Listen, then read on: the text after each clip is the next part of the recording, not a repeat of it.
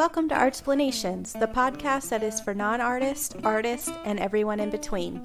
Each week, we ask a different search engine a question related to art, and then we talk about it.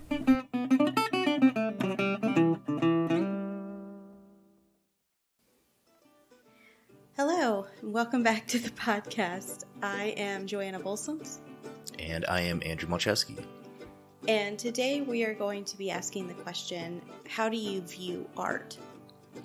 Yeah, this is an interesting one because it's not something that I think a lot of people actually think about or talk about. We don't have a snappy search engine for this one because it doesn't seem applicable. Yeah, I mean, I've been asked before by friends who aren't artists, how do I look at something? How do I look at this piece? Because they want to know how to think critically about it, which I think is interesting that, people want to know how should they view something when really, in my opinion, it's at the very base level. Either you like it or you don't. The thing is, when you see something that you don't like, we then question, well, why don't I? And we break it down into critical thinking and vice versa. Oh, I like this. Well, why? And you break it down. Yeah, that's something that we do whenever honestly, whenever we look at anything, it usually ends up into a list of the reason why we like and don't like something and very nitpicky little things. And it can apply to anything. Like, why don't I like time travel movies or books? Yeah. There are specific reasons why I don't like that and why I do like movies and books and things on witches. It's just something that I prefer. So it's really a matter of opinion. But we did want to discuss further how to view art and how to question how you're viewing something and why you might be feeling a specific way about something. Yeah, it's really easy to just have someone who you think is an expert, like a gallerist or somebody trying to sell you something in a store, say, oh, this is an amazing piece of artwork by so-and-so. They've got 1 million Instagram followers and they're nationally known. And you're like, okay, I guess I don't know much about art, so I'll buy it. Or, okay, I guess that's what I should like. But that's not a good reason to, one, buy anything. It's also not a good reason to just like something because someone told you it's a thing you should like. Right. Especially when it comes to art, especially when you want to collect art. The best things to collect are the things that you actually like, you actually want to look at. And sometimes it takes a little bit of digging to figure out, well, what do I like? What do I want to look at? What am I going to look at in a year from now and think, yeah, I'm happy with that. I'm happy I have that. I like having that and looking at it. Instead of yeah, some guy I didn't know who I thought was an expert said to buy this ugly dog thing and I don't know why. So I think we should start with the different places you can view art. You can either view art in a museum, in a gallery, or at an installation or fair. And on a computer screen or a phone screen, the digital format. Yeah. So there are different ways you can see art, and each of those specific places, you're going to have a different experience. And in my opinion, there's a different way to take it in. So let's start with a museum. Museums typically are very spacious, and they are extremely curated. Or when I say that, what I mean is the museum takes the time to specifically arrange pieces so that they are presented to the best of their ability. Give or take some instances, they're going to try to present the work in the best light because they invest millions of dollars in these paintings and these sculptures and tapestries, whatever. So they want to present it to the patrons and to their board members to show that we're using the money wisely. So, yeah. A good example of that would be if you go to the British Museum of Natural History, they have a bunch of pieces that they have collected through their colonialization, because they conquered various tribes and various peoples around the world, and then they took things back. They also have a bunch of Egyptian artifacts and things that they have collected from other cultures that they now own. And they don't say, we kind of stole this stuff from some other culture.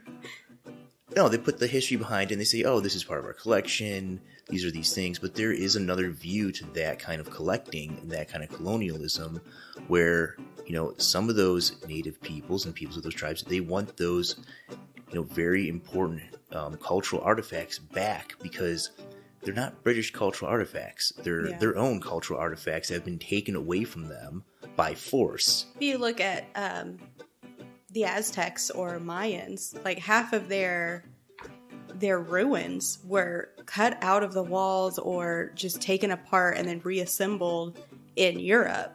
So people go there to view Aztec and Mayan art when that was in South America, that was in Mexico. They are fighting to get those artifacts back so they can present them as their culture, because it is their culture. Yeah. So that doesn't just happen with cultural artifacts. I believe it's Hieronymus Bosch, who's a Dutch painter. Very well known, very much collected by lots of different galleries and museums. But the Dutch actually own less of his works than I think the museum of like Portugal and France. And they've been trying to reacquire his works and bring them back to his native country. And they're having a very hard time because, these are multi-million-dollar works of art that the collections that they're in, they don't want to give them up. Right. Because it's such a boost to the collections they're in. Yeah. They don't want to lose them or even put them on loan in case like their government says, well, these are national treasures that you have misappropriated. Right. And a lot of that misappropriation happened in World War II when everything was crazy and people could just kind of, pick up some famous artworks that were in Germany or New Zealand or wherever. It's not just pick them up. If you look at Klimt, one of his works, the Nazis stole it from the Jewish family that owned it. Yeah. It's, I can't remember her name, but obviously it's gold because it's Klimt. Right. She has dark black hair. Adele Bach-Bauer? Ooh, maybe. Anyway, it was commissioned by a Jewish family. It was their aunt. Mm-hmm. And during World War II, the Nazis took it because, they weren't allowed to have anything of value. So Nazis took it. And then after the war, the museum, I can't remember. It's been so long since I read the book. There's a great book on it. But either the museum bought it through shady circumstances or they forged the paperwork through shady circumstances. I don't remember exactly, and I don't want to throw anybody under the bus. Yeah.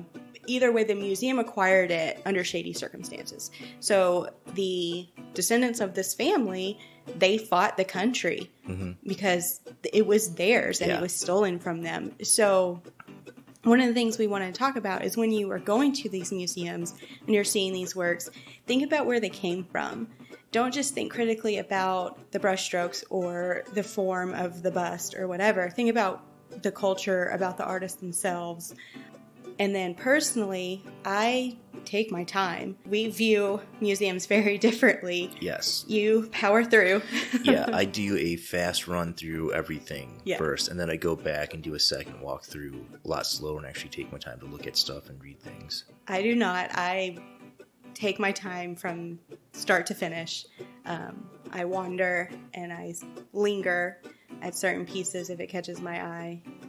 I definitely have to look around to see where you've wandered off to. And I think part of that comes from, I grew up, very close to Chicago, so I spent time at the Art Institute of Chicago, which is a world-class collection of artwork and work from antiquity. And it is huge, one of the largest in the world. And you can literally, if you take your time, you're going to be there for a couple days. It's the only way to see everything is to power through all of it real quick and then go back and stop at the places you really like and actually take the good ones in, or the ones you like in, more fully. I think that's kind of where I picked that up from. Which is interesting that you say that, because I'm from a very, very small town in Texas. And if we wanted to go to a museum, we had to go to Dallas or Austin. Most of those big cities were about 2 hours away, if not more. Mm-hmm. So when we went, it was a day trip. So we spent the day there. We didn't have a whole lot of money, so we spent money on gas and the museum itself or the arts district itself. So you'd spent the day. So it was okay if I wandered, if I took my time, because that was all we did. Well, we would spend the day too. I mean, I live 2 hours outside of Chicago, and we'd take the train down and spend the day in Chicago. But once again, it's so big. You can get there when the museum opens at 10. When it closes at 5 or whatever it is, you can be a quarter of the way through that museum and still not seen everything. It's that easy to do. Also, I wanted to mention that when you're at a museum, you have the space to step back. Yeah. So those larger paintings, you can view it how it was intended most of the time. Because typically they'll do the research that, this painting was hanging in some king's castle above a doorway. So they will probably place it in a similar fashion. May not be over a doorway per se, but it will be up at that level. In museums, I mean, like we said, they're curated, which means that generally pieces are being shown with a narrative involved. Either it's through the lens of, this culture, and so they've put these different things together, or the story of, women in this era, or religious figures from these different eras. And so you can kind of get a fresh look at how some of the things that you've seen before and how they can be contextualized through other people's views, which is always an interesting way to view something. Yeah. Which we can talk about galleries. They are organized in a similar fashion. They are typically more contemporary, though. And when I say that, I mean more often than not, they're living artists, and they will have a similar narrative, maybe, if that's the intent of the specific show. But the gallery itself, it's more up and coming, of the now. It's more work that they are trying to... Well, it's work that they want to sell. And it's more current. So you would see, like, in our time, Banksy or James Turrell or Damien Hirst. It would be those contemporaries that are making money. And those you would find at your, like, Gauguesian high-end gallery in London or LA. Even just in, like, your regular small town, K-Space or Blue Star, the gallerist, the curator, is usually putting work together based on a list of clientele that she knows likes certain things or things that they personally like. And so it's usually curated around those kind of aspects. They might have a guest curator come in to do something, once again, with a narrative where like, all the works by different artists who do things in blacks or reds. So it's more niche, and it's more, like you said, curated towards a specific taste. Mm-hmm. So like if you're in Texas, a lot of the small galleries that you're going to find, more often than not, will probably have Western art. Yeah. Because we're in the South. Yeah, unless you run into a contemporary gallery. Exactly. And it's also where you are. So we're in San Antonio. There's different galleries for different tastes, which is great. But if we were to go to a smaller town who happens to have an art gallery, it's going to be more of what the local clientele wants, which probably is Western. Yeah, and things tend to be more of a geared towards like a certain decor, things that will fit with a certain style. Once again, based on the kind of clientele who buy stuff from that gallery. One of the nice things with the internet over the past 20 years is that it has really helped those smaller galleries flourish, because now they can put that stuff online, they can reach a wider audience, and they can ship work, pretty much anywhere in the world now. If someone is like, I like this artist that they're represented by this gallery, I can just go on that gallery's website and find that work, and then contact them to, for purchase. They're going to set it up how it's going to make the most money. Mm-hmm. So if a specific piece maybe looks better under bright light, they're going to set it up under a super bright light so that it'll sell. Mm-hmm. Whether or not you have that kind of lighting in your house, like, you're going to have to prepare for that. But what's cool about contemporary galleries is they put on more events, and so you can have more of an experience with others. You can go to an opening and not just view the art, but you can communicate with other art lovers, art fans, and have more of a communal experience.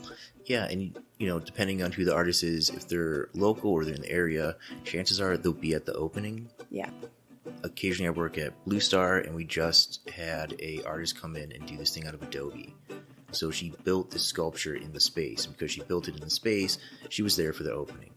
Which, if she had just shipped it there, probably wouldn't have been there. Right. And so going to these openings, it's a great way not just to see new artwork, but if you see something you like, you might be able to talk to the artist and actually have them tell you about it, which can be way more engaging than reading something on, the didactic information on the wall or something on their website. So speaking of experience with others and the chance to talk with an artist, installations are great for that. Installations can happen at a museum, at a gallery. They can be standalones, like a James Turrell. Those are their own space, but those are great for an all-encompassing art view. Not just an art view, but they're an experience, usually, where like you could view it on an Instagram post, but it's not the same. Yeah. Like if you were to go to Meow Wolf, that's a once in a lifetime thing, and it's something in my opinion I want to experience with others. I want to experience with my friends, with you. And it's more than just taking in the art. It's what does it make me feel? How do I react to it? Because most of them are interactive. So installations can be a really cool way to not only view but live art. Yeah. That's a good thing to bring up too is, the way that you view art changes depending on who you go with. If I go to see a work of art with a friend of mine who isn't an artist, the conversations that we're going to have about work is going to be vastly different than the conversation I would have if I went with you to a museum or to a gallery. And that also changes if I'm by myself. I'm not actively talking to someone. I'm generally looking a lot closer, spending a lot more time on things, and like taking sketches or trying to look behind to see how things are hung or blowing on the hanging stuff to see if I can move it. Is there one that you prefer? No. They're all different and unique and have, advantages to doing. Like I said, if I go by myself, it's generally I have a sketchbook. I'll find like portraiture and I'll take like sketches of the masters, or I'll look at sculpture and like pick out details that I like and take sketches of that. Yeah. But if I'm with someone, I want to have a conversation, I want to talk about the work, I want to know what they like, what they don't like, and why. Mm-hmm. And then talk about like the space and how things are put together, and then how the curator put things together and why they did that, and if I like things or if I don't. Oftentimes it's nitpicky and like and sometimes it's even just like being in a room and ever so loudly saying derivative. I think I prefer going by myself, because I'm typically a quiet person anyway, so being introverted in a space that typically is really quiet, I'm okay with, and I feel very comfortable. So I just prefer it. I like not having somebody rush me, not having somebody interrupt my thought while I'm looking at something. Sorry. If I had a second, if there was a runner-up, it would be going with you. But if there was a runner-up, gee, thanks. But my favorite, I think, is, you're right, there's positives to all of those, but I do prefer going by myself. And that highlights just some of the differences between how you can view art. Yeah. And, there is a, you prefer it by yourself. I actually kind of like it when there's someone else that I can bounce ideas off of. I think I like having somebody else there if it's interactive, because then I'm not so self-conscious or shy. Yeah. So, there was a John Baldessari piece where you screamed into the earphone of this giant ear. Yeah.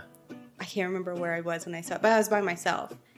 So I was really self-conscious yelling into it. And like the docent was there and she was kind of smiling and she's like, you can. And I was like, yeah, I know. Like, Yeah. I think that's when I would prefer to have somebody there just because I am very timid. But that's kind of it. And I mean, those kind of pieces where you can interact with them, it is partly about that experience. You know, it's like that Felix Gonzalez Torres piece when I grabbed some candy. It was like, oh, we can take candy. Yeah, and I immediately just like froze. Yeah, but sharing that with you was so much more enjoyable than just like grabbing some handfuls of candy. Yeah. And like having that experience with someone else to be able to share it with them. And then, you know, talking about it later and like, oh, you remember when we saw that Donald Judd Green room in Austin? Mm. You know, like, oh yeah, we went through this thing and there was an experience that was shared. And I think that's true of anything. Like, I would much rather hike with you Right. than by myself.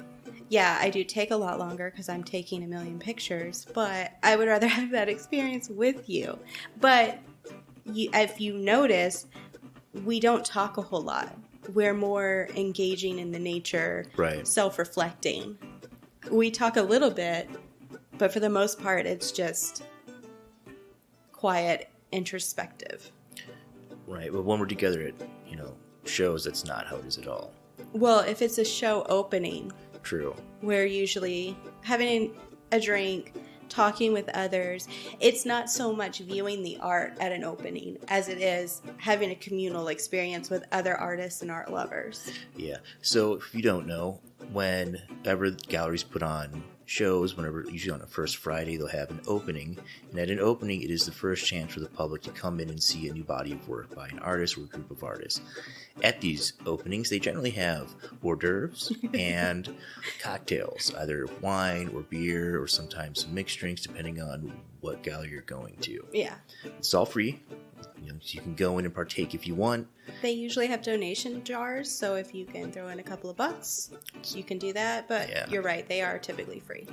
And the gallerist is almost always there, along with the gallery coordinator. And you can see people and talk to them. And there's, like you said, a bunch of art lovers. And so you generally walk around with like a glass of wine or a beer and look at all the stuff. And you'll run into people and talk to them about things. And it's a great way to meet other artists and art lovers. But I will say it's not a great... I'm trying to think how to phrase this. Not the best. It's not a great way to view the art itself. You'll see it. You might find a piece or two that you're like, oh yeah, I like that. And you have that initial knee-jerk reaction. But in my opinion, to view an art as it's intended, you need room to move. You need room to step back or get closer or move around it. And typically at these openings, they are very crowded. Yeah. We just got back from one in San Angelo, and there were a couple of times I had to get out of the room. It was so crowded and it was hot. Probably didn't help that I had a vodka Sprite, but I had to get out of the room and I had to go outside. I had to get some air because it was so crowded, and I didn't feel like I could give the pieces that I had stumbled on that I found that I liked. I didn't feel like I could give them the proper attention. Right. And you do move much quicker through those things because you do have generally like people weaving in and out and going around the work. And if you're just standing there, you're creating a little bit of a traffic jam. Yeah. And so you do kind of want to keep moving, and you can't back up to look at larger pieces and see like the total scope of them because there's people everywhere. But again, that's not really the point of an opening. The point of Right. the opening is to meet the artist or artists, to meet others, and to catch up with people you might know. Like, we ran into people we didn't think were going to make it. So we were talking with them.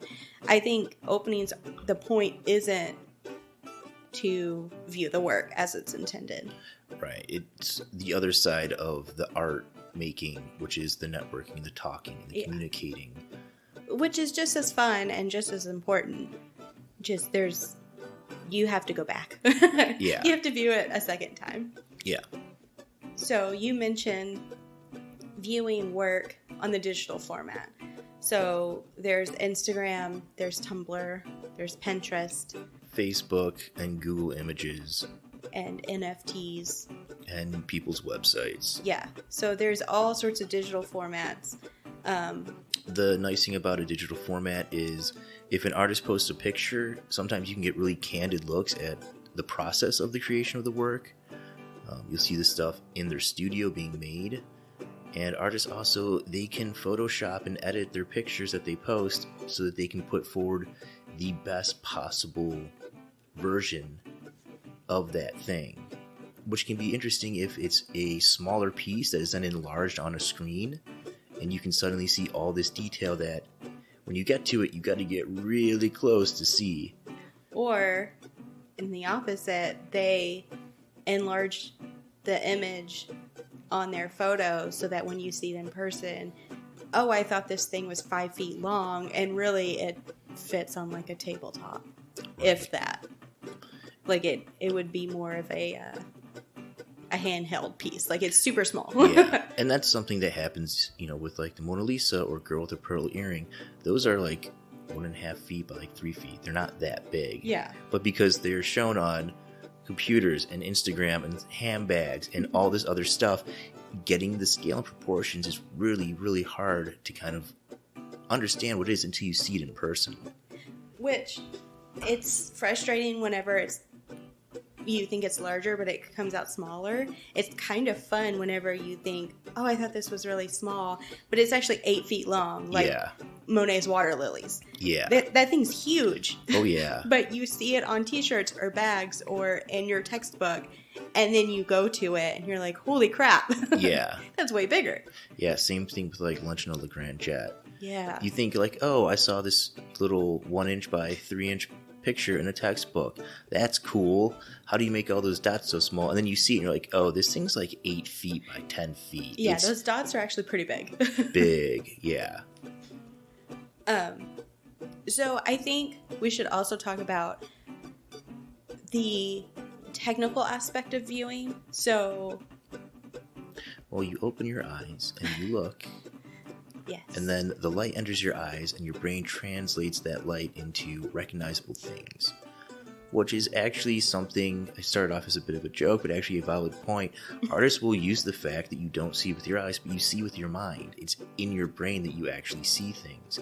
And so they can use things like trompe l'oeil and chiaroscuro and these other artistic effects to fool the eye into thinking that something that is done on a flat plane, on a canvas or a piece of paper, has depth and dimension. It has movement, that there's vibrancy, that these colors aren't the actual colors that you're looking at, because it's not a physical thing, it's a mental thing that's happening. And also, it's a knee-jerk reaction, so when I see something that I instantly like, I then have to start questioning, well, why? And I look for those things. I like the movement in it. How do they create that movement? I like the colors in this. Well, what color palette is that? You kind of go through these steps. I don't like this subject matter. Well, why don't I like this subject matter? Well, maybe it's from a different perspective, different lens than I'm used to or that I find interesting. So you start to question the answers that you're giving yourself. I don't like this subject matter in this piece. Well, why don't I? Maybe it's from a different perspective or viewpoint than I'm used to or that I find valid. And the same thing can happen with something that makes you, a subject matter that makes you uncomfortable. And you can be like, oh, I don't like this because it makes me uncomfortable. Then you question, well, why does it make me uncomfortable? Oh, because it's a subject matter that I find to be, hard to swallow. Like if it's about, someone's personal rape story or child abuse or, genocide or something that people do that is very bad. And you realize like, okay, this piece isn't bad. It's not that I don't like it. It's that I don't like that subject matter, but the execution and the work itself can make you reevaluate that. Right. It's like Chile. His stuff is a little too graphic for me. I like the technical aspect, but my, again, knee-jerk reaction is to not like it because it's too sexually explicit for me. Yeah. It is vulgar in some of his stuff. Like, it has, I don't even want to say that it's vulgar, but it has, like, the explicitness of it. My knee-jerk reaction is to think, like, oh, that's kind of vulgar, that's kind of rude, like. Yeah. But technically, it's proficient. It's very proficient. I love his color palette. Like his mark making and his like brush work is just it's raw, amazing, and there's so much emotion in it. But again, the thing that my knee jerk is to not like it because of the subject matter. So that's how you can start to view artwork. If you feel untrained in how to view it, or if you feel like a novice, I guess, is just ask yourself questions. Well, why do I feel this way? Why do I think this way? And there's no right or wrong answer. Everybody's coming at it from a different angle. Yeah. You're just validating your reasons. And sometimes my favorite part is whenever I question myself, or I catch myself being elitist maybe, or being maybe too feminist. And I'm just like, no, actually, that is valid. His viewpoint is valid because that's what he's experienced. He isn't being overly antagonistic. That's just what he's done. Yeah. Or if I think something is too kitschy, like I'm not a big fan of fan art. I would rather it be something original, but that's a little elitist of me. It's still valid. Their mark making is still well done. Yeah, absolutely. You know, the other thing with doing that is once you kind of dig down into the why do you like this? What about it do you like? What are those things? You start to recognize it in other things, and you can more easily identify things that you like, and what about it that you like can help you, you know, incorporate that into your own work and into things that you do. Yeah. Like I was just thinking about, like, I really like space exploration. I like NASA. I like, you know, telescopes and celestial happenings. And I realized, like, the reason why I like that stuff is because I like that sense of discovery in it. It's all within the past 30 years that we've had telescopes that can do this. They're always finding new things. And you know, as cameras get better and telescopes get better, we can see better images and better images, and we're always discovering that new stuff. And it's that sense of discovery that I realize, like, that's why I like space and space things, because I know that I can use that when I make work. Like, how can I incorporate that sense of discovery that I like into my own work, or what artwork do I see that also has that same things? Well, James Turrell's one, Andrew Goldsworthy's one. I was going to say Goldsworthy. Because when you see his work, it's always so novel and so new, and he's taking such a unique look on something while still playing within the constraints that he's put upon himself to make work. I'll jump in on Goldsworthy too. I love being outdoors. My favorite time for self-reflection is in the woods, surrounded by trees. So when I see him doing work with leaves and working with natural elements, it's like watching a friend. It's like being with a friend. And that's why I enjoy his work, and that's why I love natural colors and I prefer green. So I just am instantly drawn to his stuff. Yeah, for me it's that,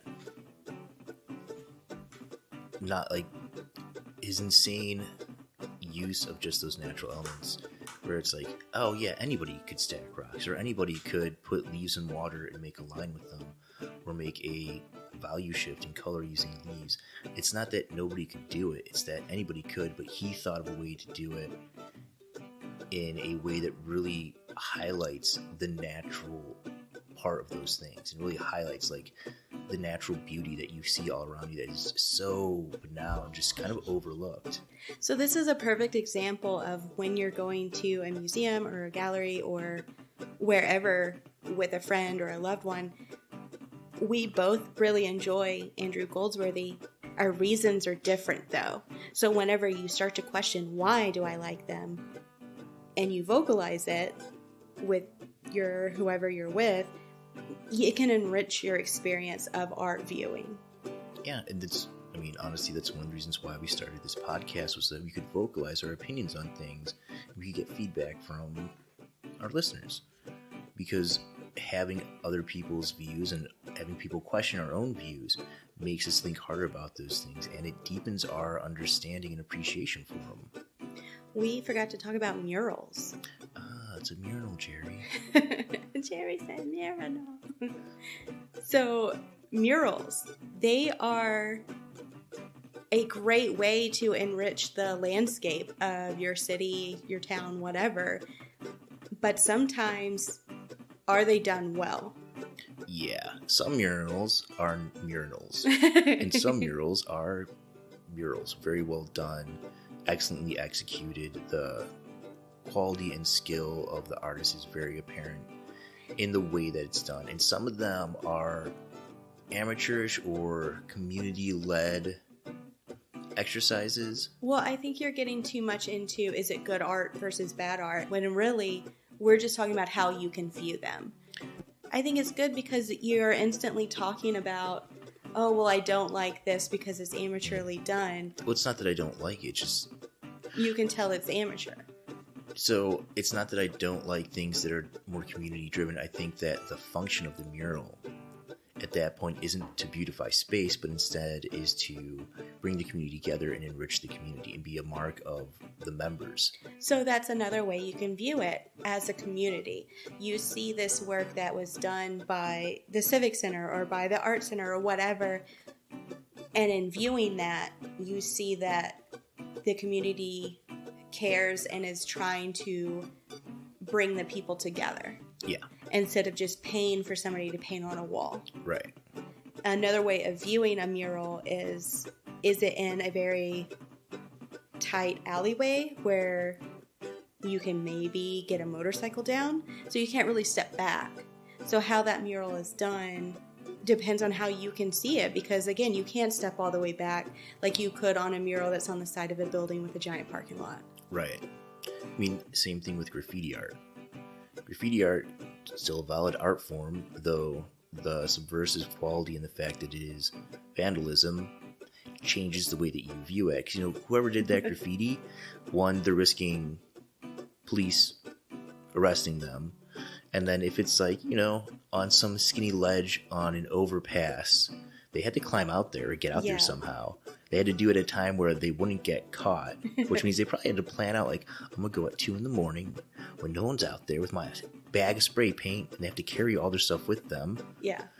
There's honestly a sense of respect I have for them. When I see tags on, like, the side of railroad tracks on a bridge, like, they had to hang over the edge of that over some overpass or some waterway or something. Like, that's dedication. Yeah.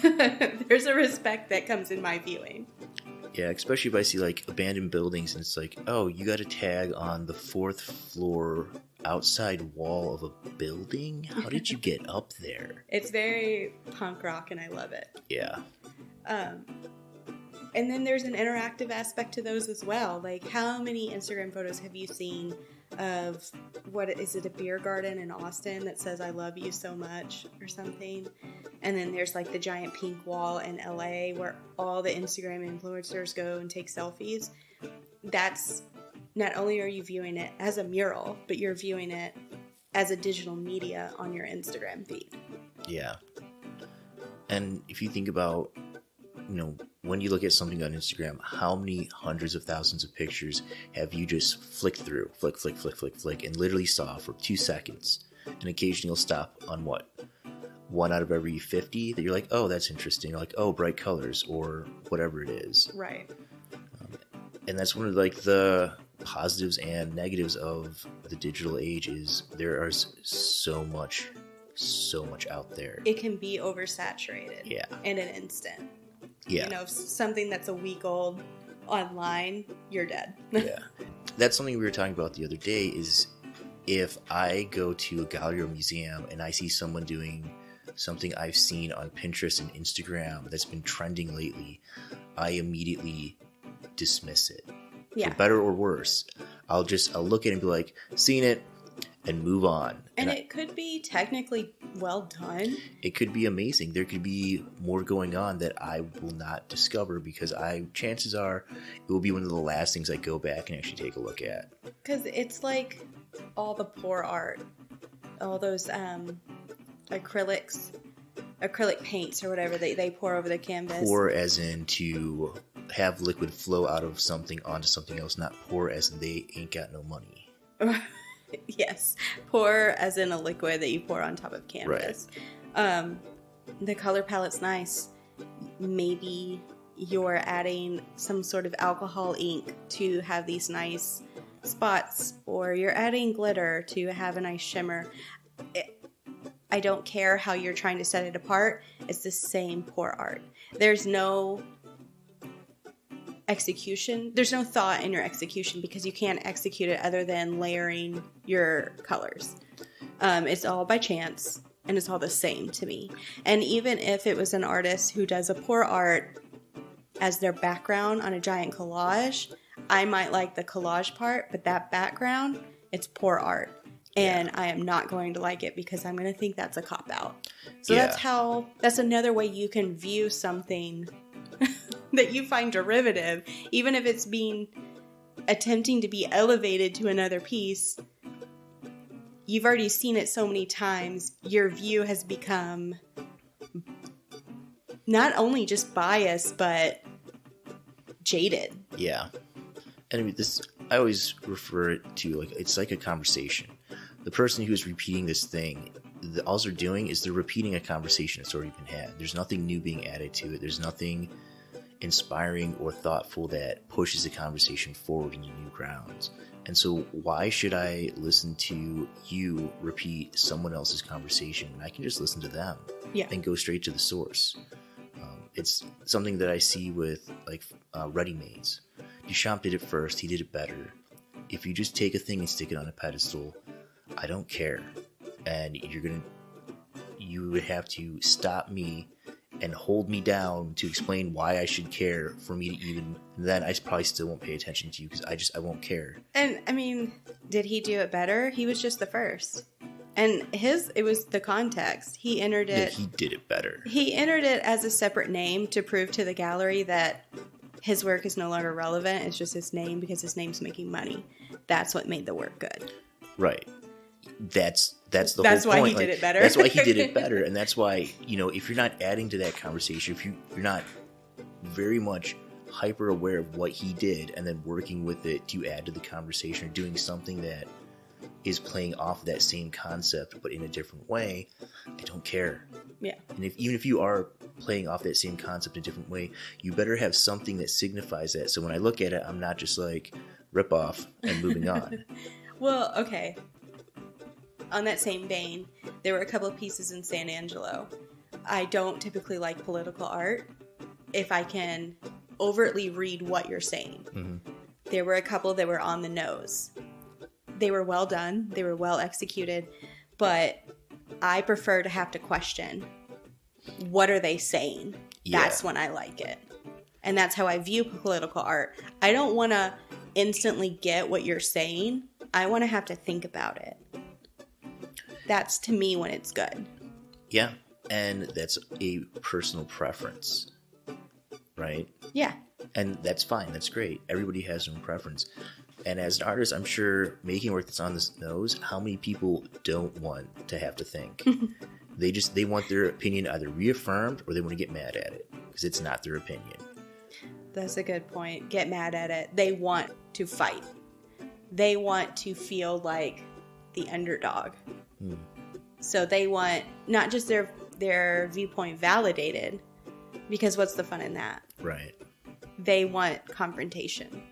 I think the most important thing about viewing art is that you try to view it honestly from your own point, and then try to think about the other points of view and the other ways that these things are being presented. I honestly believe that you should always start in a kind of very selfish place where you're like, okay, from my experience and my beliefs, that's how I view this. And then look at the work. And then take a step further once you're looking at it, look at what the information about the work says, look at who made it, and then try to see, like, okay, why did they make this and why did they make it this way? Things like Rothko and his large color fields. I hated his work for like 20 years. It wasn't until I was in grad school that I actually went to the Rothko chapel and actually saw his work, and I was like, I kind of get it now. Same thing with Frank Stella. I really didn't like his work until I saw a documentary on him. I heard him talk about his work, and I was like, oh, now I kind of get it. I think that all it boils down to is just keeping an open mind. You can hate something. Yeah. You can be ambivalent about something. You can love it. All that matters is that you keep an open mind so that, well, why don't I like this? Okay. Why don't I like this specific artist? And then you might be able to find little pieces that you do like that you can then apply to something else. In our lives, I like this mark making. How can I apply this to myself? How can I make it my own? Let me steal like an artist. Yeah. I really like this color palette. Like Rococo. How can I steal the Rococo color palette and apply it to something I'm working on? How can I add this art historical context and push it further? So constantly questioning not only just benefits you in life, but it's fun in art. Yeah.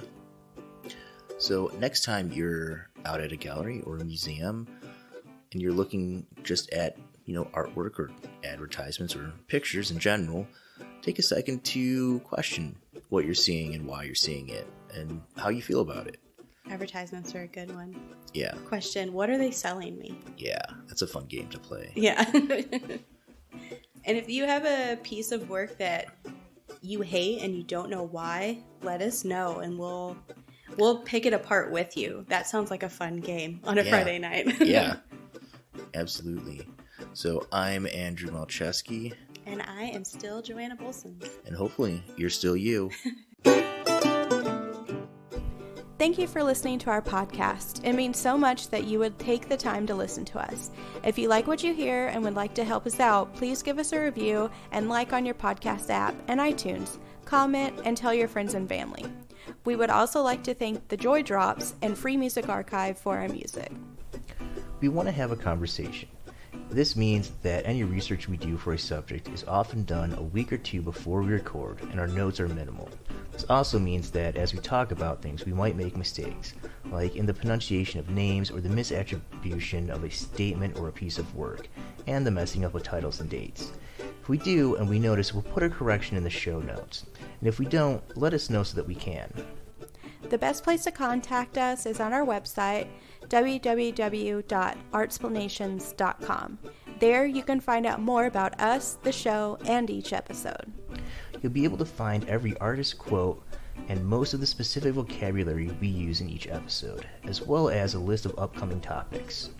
We invite you to join the conversation, so please let us know what you think. If you have suggestions or topics for discussion, you can let us know at our website, www.artsplanations.com. If you are curious about our artwork, the best place to find it is on our Instagrams. I'm at Andrew Malcheski, that's at AndrewMalczewski. And I'm at joanna.bolsons.artist. That's JOANNA.BOLSINS.ARTIST.